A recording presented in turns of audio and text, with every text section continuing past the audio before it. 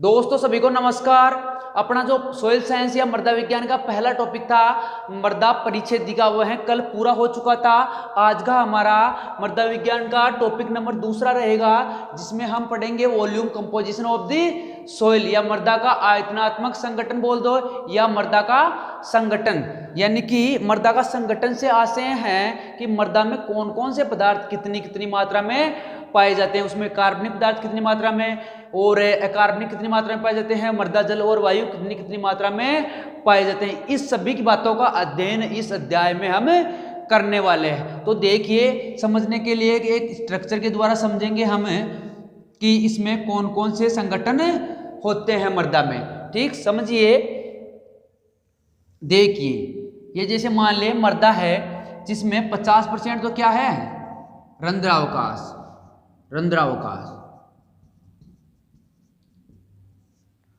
और 50% क्या है, ठोस पदार्थ, ठोस पदार्थ है मेरे दोस्तों। अब 50% जो रंध्रावकाश है उनमें से भी 25% तो क्या है, मृदा जल, मृदा जल, और 25% क्या है, मृदा वायु। ये हो गए रंध्रावकाश। अब है ठोस पदार्थ। ठोस पदार्थों में से 5%, कितने परसेंट, 5% क्या पाए जाते हैं, कार्बनिक पदार्थ, कार्बनिक पदार्थ या जैविक पदार्थ, और बाकी 45% अकार्बनिक पदार्थ, अकार्बनिक या जैविक पदार्थ। 5% हुए कार्बनिक या जैविक पदार्थ, जैविक पदार्थ या कार्बनिक पदार्थ एक ही बात है, और 45% है अकार्बनिक पदार्थ या अजैविक या खनिज पदार्थ, अजैविक या खनिज पदार्थ। गलती से जैविक लिखा गया। देखो, कार्बनिक पदार्थ को जैविक पदार्थ बोलते हैं और अकार्बनिक पदार्थ को खनिज पदार्थ बोलते हैं मेरे दोस्तों। तो ये 5% और ये 45% हो गए। अब इनकी डिटेल से अध्ययन करते हैं। सबसे पहले देखते हैं कार्बनिक पदार्थों। तो जनरली सामान्य मृदाओं में इनकी मात्रा होती है 5%, यानी कि राउंड फिगर में देखें तो मृदाओं में कार्बनिक पदार्थ की मात्रा 3 से 5% पाई जाती है, जबकि भारत की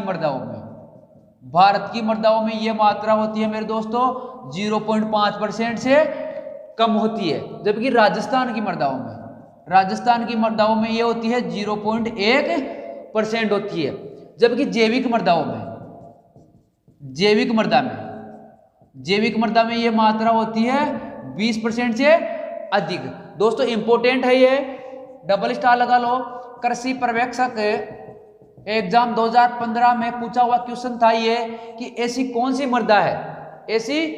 मृदा है जिसमें कार्बनिक पदार्थों की मात्रा 20% से ज्यादा पाई जाती है। तो आंसर था जैविक मृदा। कौन सी मृदा, जैविक मृदा या कार्बनिक मृदा। ऐसी मृदा है जिसमें कार्बनिक पदार्थों की मात्रा 20% से अधिक होती है, और जिसमें 20% से कम हो वह क्या कहलाती है, खनिज मृदा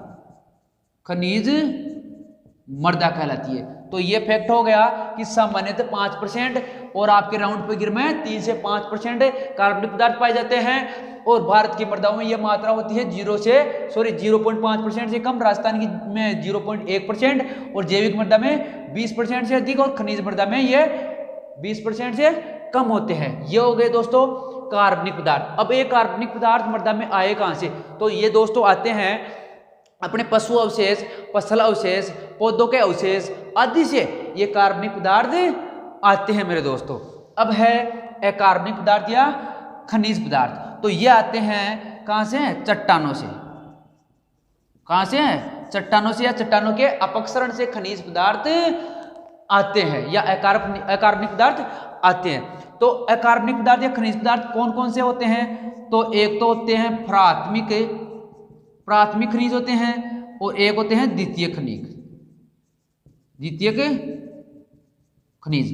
प्राथमिक खनिज में कौन कौन से आते हैं, अभ्रक, ठीक है, ये अभ्रक माइका भी बोलते हैं। तो इसमें है प्राथमिक में, हिंदी में लिखो क्वार्ट्ज, फेल्सपार और माइका। माइका को अब्रकी बोलते हैं, अब्रकी बोलते हैं। क्वार्ट्ज, फेल्सपार और माइका यानी कि खनिजों में, ये खनिज कहां से आते हैं? चट्टानों के अपक्षरण जाते हैं। और इनमें दो खनिज होते हैं, प्राथमिक खनिज और द्वितीय खनिज। ठीक है, प्राथमिक खनिजों में क्वार्ट्ज, फेल्सपार और माइका यानी कि अब्रक आते हैं। तो एग्जाम्पल आपको याद होने चाहिए। अब है द्वितीय खनिज। तो द्वितीय खनिजों में आते हैं कौन कौन से? एक तो आती है जिप्सम है, जिप्सम है, डोलोमाइट, डोलोमाइट, आयरन है और एल्यूमिनियम के ऑक्साइड। इसके अलावा silicate clay mineral, silicate clay minerals यानी कि द्वितीय खनिजों में जिप्सम है, डोलोमाइट, आयरन, एल्यूमिनियम के ऑक्साइड और सिलिकेट क्ले मिनरल्स सम्मिलित होते हैं। तो ये हो गए आपके अकार्बनिक या खनिज पदार्थ जो मृदा में 45% पाए जाते हैं। अब बच्चे ये अपने रंध्रावकाश, कौन से? रंध्रावकाश। तो मृदा में जो खाली जगह होते हैं उसमें जो रंध्रावकाश या जो रंध्र या स्पेस होते हैं उनको ही रंध्रावकाश बोलते हैं। और ये होते हैं 50%। इनमें 25% क्या पाया जाता है? मृदा जल, और 25% क्या पाई जाती है? मृदा वायु। अब देखिए मृदा जल क्या होता है। तो सामान्यतः हम बोलते हैं कि मृदा में पाए जाने वाले रंध्रावकाशों में जो जल पाया जाता है उसे क्या बोलते हैं? मृदा जल। लेकिन इसकी एग्जैक्ट डेफिनेशन क्या होगी? तो देखिए ये मृदा कण है, ये क्या है? मृदा कण है। और इन मृदा कणों में क्या पाए जाते हैं? माइक्रोपोर। क्या? माइक्रोपोर यानी कि सूक्ष्म रंध्र, सूक्ष्म रंध्र या छिद्र मृदा कण है। ठीक है, मृदा कण है, इनमें माइक्रोपोर या सूक्ष्म रंध्र पाए जाते हैं। सूक्ष्म रंध्र या माइक्रोपोर्स, इनमें जो जल पाए जाते हैं उसे ही मृदा जल कहा जाता है। अब देखो मृदा वायु, ये क्या है? मृदा के कण है। क्या है? मृदा के कण है। इनके मध्य रंध्रावकाशों में क्या पाए जाते हैं? मैक्रोपोर, मैक्रोपोर यानी कि वृहत रंध्र, वृहत रंध्र या छिद्र। ठीक है, वृहत रंध्र या छिद्रों में क्या पाए जाते हैं? मृदा वायु। दोबारा सुनिए, मृदा कणों के मध्य जो स्पेस पाए जाते हैं यानी बड़े स्पेस या वृहद रंध्र या मैक्रोपोर पाए जाते हैं। और इन मैक्रोपोर में जो वायु होती है उसे ही मृदा वायु कहा जाता है मेरे दोस्तों। ठीक है, अब बात करते हैं कि ये तो अपने 5%, ये 45%, ये 25-25 हो गए।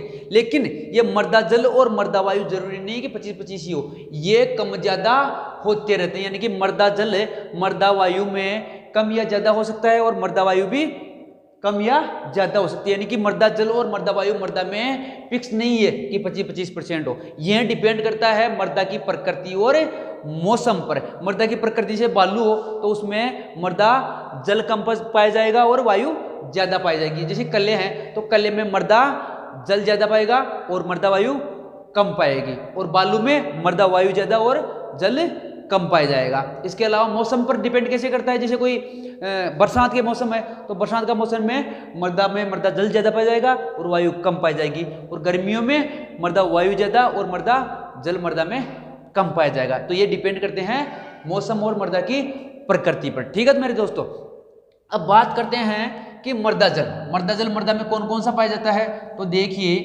ये मुख्यतः 3 प्रकार का होता है। एक है केशीय जल, केशीय जल, एक है गुरुत्वाकर्षण जल, गुरुत्वाकर्षण जल, और एक है आर्द्रताग्राही जल, आर्द्रताग्राही जल। ये 3 जल मृदा में मुख्यतः पाए जाते हैं, जिनकी डिटेल से स्टडी मृदा जल वाले टॉपिक में करेंगे। ये हो गया आपके मृदा जल। अब है मृदा वायु। तो मृदा में मैक्रोपोर्स में जो वायु पाई जाती है मृदा वायु कहलाती है। अब है मृदा में वायु यानी कि जो गैसें पाए जाते हैं उनकी बात करेंगे। इनमें तो जल की बात कर ली, अब है इनमें गैसें। गैसें कौन सी? जैसे नाइट्रोजन है, ऑक्सीजन है और CO2। तो कितनी कितनी मात्रा में पाई जाती है? नाइट्रोजन मृदा में होती है 79.20, और ऑक्सीजन कितनी होती है? 20.60%, 20.60%, और CO2 कितनी?